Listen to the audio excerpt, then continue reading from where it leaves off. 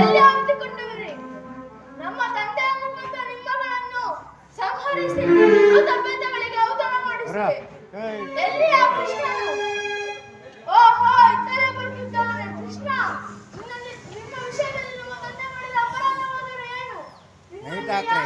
ಪೂಜೆ ಭಾವದಿಂದ ಇರುತ್ತಿದ್ದಾನು. ಲೈಟ್ ಹಾಕ್ ಕಂಸ ಶಿಶುಪಾಲ ನರಸಂಗರನ್ನು